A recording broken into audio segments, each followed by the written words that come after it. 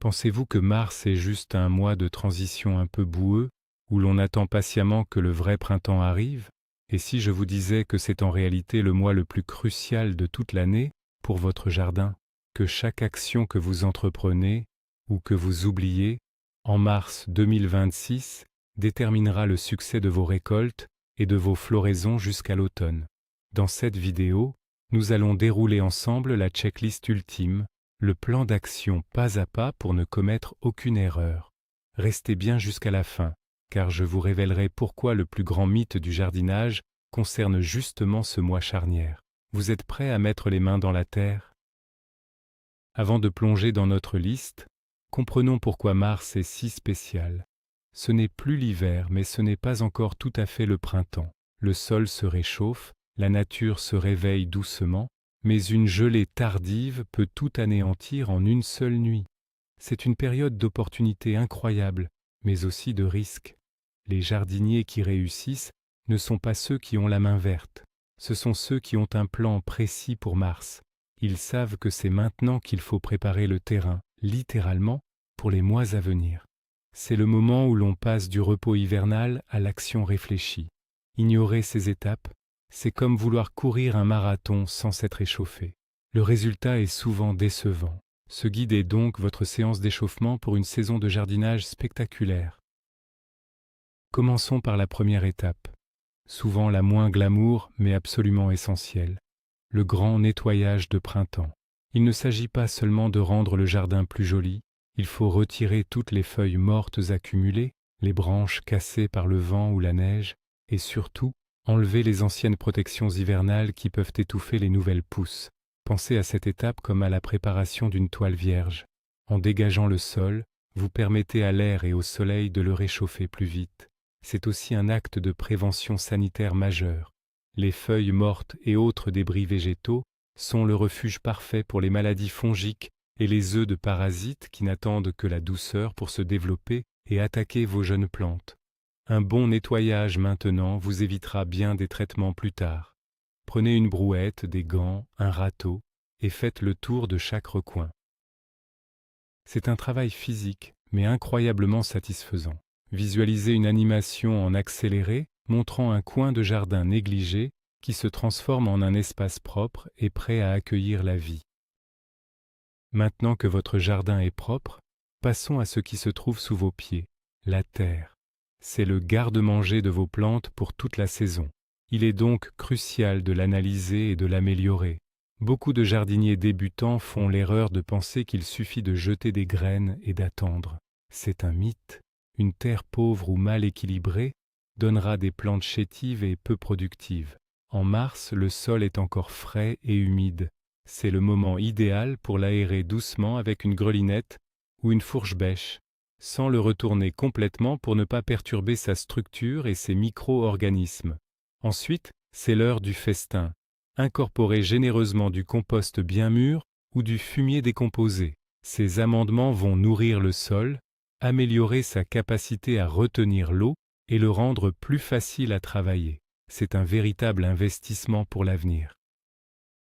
Imaginez un graphique animé simple montrant les nutriments du compost qui pénètrent dans le sol, le rendant plus riche et accueillant pour les racines des futures plantes. Le jardin est propre, la terre est nourrie, et vos outils sont-ils prêts pour la saison?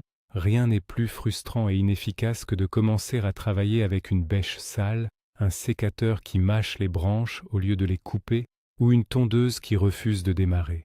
La préparation des outils est une étape que l'on a tendance à oublier, mais qui fait toute la différence.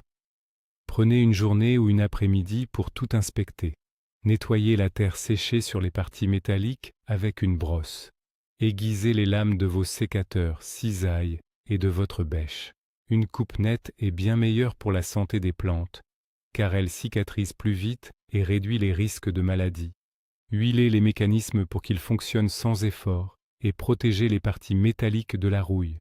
Vérifiez le manche de vos outils, resserrez les vis si nécessaire. C'est aussi une question de sécurité.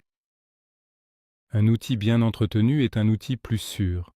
On pourrait voir un montage vidéo très satisfaisant, avec des bruits de brossage et d'affûtage, montrant des outils rouillés retrouver leur éclat d'origine.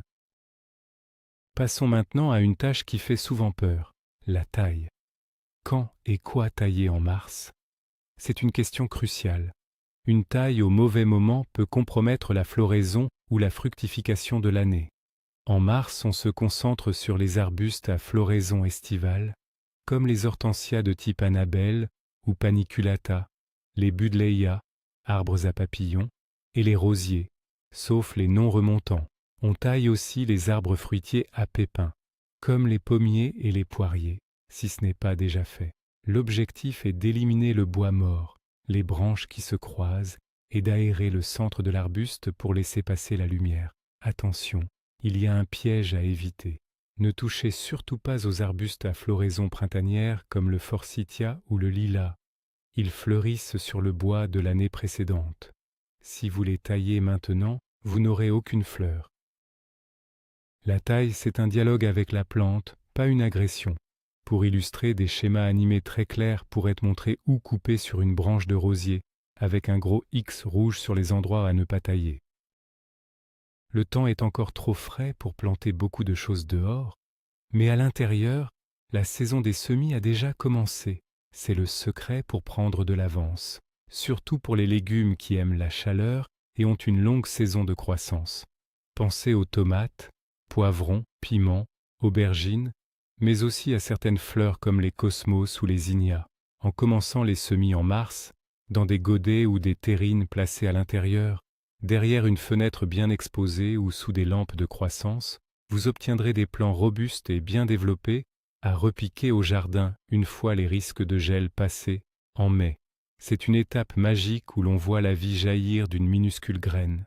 Utilisez un bon terreau à semis, léger et drainant, et maintenez une humidité constante mais sans excès. N'oubliez pas d'étiqueter chaque pot, c'est une erreur classique de débutants de se retrouver avec des dizaines de plants mystères. Un beau plant en accéléré d'une graine de tomate qui germe et déploie ses premières feuilles serait une illustration parfaite. Pendant que vos légumes frileux démarrent au chaud, certains guerriers du potager n'ont pas peur du froid et peuvent être semés directement en pleine terre dès le mois de mars, à condition que le sol ne soit pas gelé ou détrempé. Ce sont les légumes dits de printemps. On parle ici des pois, des fèves, des radis, des épinards, de certaines variétés de carottes et de laitues. Ces légumes apprécient la fraîcheur pour bien germer et se développer. Semer maintenant vous garantit des récoltes précoces, avant même l'arrivée des grosses chaleurs de l'été. Préparez bien votre ligne de semis, un sol bien ameubli et ratissé finement. Respectez les profondeurs et les espacements indiqués sur les paquets de graines. Une astuce est de protéger vos semis avec un voile d'hivernage. Non seulement il protégera des dernières petites gelées, mais il empêchera aussi les oiseaux de venir se servir. Imaginez une belle image d'une main gantée traçant un sillon parfait dans une terre sombre et friable, avant d'y déposer délicatement les graines, promesse de futures récoltes. Dès que le sol se réchauffe, un ennemi redoutable se réveille, les herbes indésirables, que l'on appelle souvent mauvaises herbes. En mars, la bataille commence.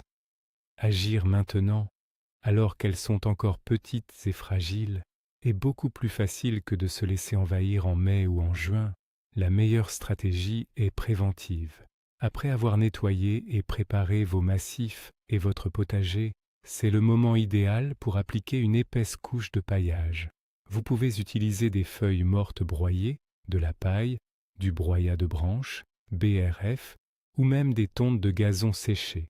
Cette couche va priver de lumière les graines d'adventice, les empêchant de germer. De plus, le paillage conserve l'humidité du sol, le nourrit en se décomposant et limite l'érosion. C'est une technique gagnante sur tous les plans. Pour les quelques récalcitrantes qui passeraient au travers, un coup de binette régulier sur un sol sec suffira à les éliminer. Une animation amusante pourrait montrer des petites herbes indésirables essayant de pousser, mais se heurtant à un bouclier de paillage impénétrable. N'oublions pas la pelouse. Après l'hiver, elle a souvent l'air fatiguée, jaune et parsemée de mousse. Mars est le mois de sa renaissance. La première étape est d'attendre que le sol soit suffisamment ressuyé, c'est-à-dire pas trop mouillé, pour y marcher sans laisser de profondes empreintes. Ensuite, effectuez une première tonte assez haute pour égaliser et stimuler la croissance. L'étape suivante, cruciale, est la scarification. Avec un scarificateur manuel ou électrique, vous allez griffer la surface du sol pour enlever la mousse et le feutre, cette couche de débris végétaux qui étouffe le gazon. Votre pelouse aura l'air un peu abîmée juste après, c'est normal, mais cela lui permettra de mieux respirer, de mieux absorber l'eau et les nutriments. C'est après cette étape que vous pourrez éventuellement ressemer les zones dégarnies. Un mythe tenace est de mettre de l'engrais tout de suite. Il vaut mieux attendre fin mars ou début avril, quand la croissance est vraiment active. On pourrait visualiser une pelouse triste et jaune qui, étape par étape, se transforme en un tapis vert et luxuriant. Mars n'est pas seulement le mois des travaux préparatoires, c'est aussi un mois de plantation. C'est le moment idéal pour mettre en terre les bulbes qui fleuriront en été.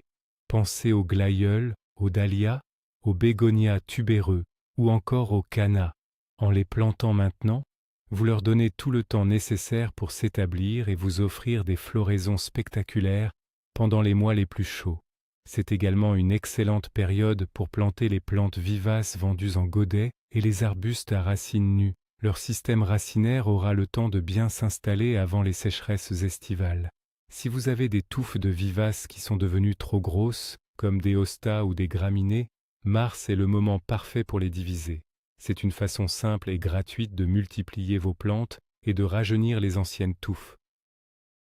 Pour illustrer, de magnifiques plants de fleurs d'été pourraient apparaître à l'écran, rappelant la récompense future de l'effort de plantation d'un simple bulbe en mars. Enfin, la 10e et dernière étape, qui englobe toutes les autres, la planification. Le meilleur outil du jardinier n'est pas sa bêche, mais son carnet. En mars, prenez le temps de dessiner le plan de votre potager pour l'année. Pensez à la rotation des cultures. Ne plantez pas les mêmes légumes au même endroit chaque année pour éviter d'épuiser le sol et de propager les maladies. Établissez un calendrier des semis et des plantations pour les mois à venir. Notez ce que vous semez quand vous le faites. Cela vous aidera à vous souvenir de ce qui a bien fonctionné ou non pour les années futures. Certains jardiniers aiment aussi suivre le calendrier lunaire, qui suggère des jours plus propices pour semer, planter ou tailler. Que vous y croyez ou non, cela donne un rythme et une structure à votre pratique. Avoir un plan vous évitera les achats impulsifs à la jardinerie et vous assurera que chaque plante aura la place et les conditions nécessaires pour s'épanouir. Un calendrier animé, qui se remplit au fur et à mesure des tâches à prévoir, serait une excellente illustration. Et voilà, le tour d'horizon est complet. Nettoyage, préparation du sol, entretien des outils, taille, semis, plantation. Vous avez maintenant toutes les cartes en main. Comme vous pouvez le voir, mars n'est pas un mois d'attente, c'est un mois d'action. C'est la fondation sur laquelle vous allez construire toute votre saison de jardinage. Et le fameux mythe dont je vous parlais en introduction, c'est celui de la main verte. La main verte n'existe pas. Ce qui existe, c'est la connaissance, l'observation et surtout un bon plan d'action. Le vrai secret d'un jardin magnifique, ce n'est pas un don inné, c'est d'avoir suivi une checklist comme celle-ci en mars. C'est le travail que vous faites maintenant qui fera toute la différence plus tard. Merci infiniment d'avoir regardé cette vidéo jusqu'au bout. Si vous avez appris quelque chose, n'hésitez pas à mettre un pouce bleu, à vous abonner pour ne rien manquer et surtout à partager vos propres projets pour le jardin. Et maintenant, j'ai une question pour vous. Quelle est la tâche que vous aimez le plus faire en mars, celle qui vous fait vraiment sentir que le printemps arrive? Dites-le nous dans les commentaires, j'ai hâte de vous lire. À très bientôt au jardin.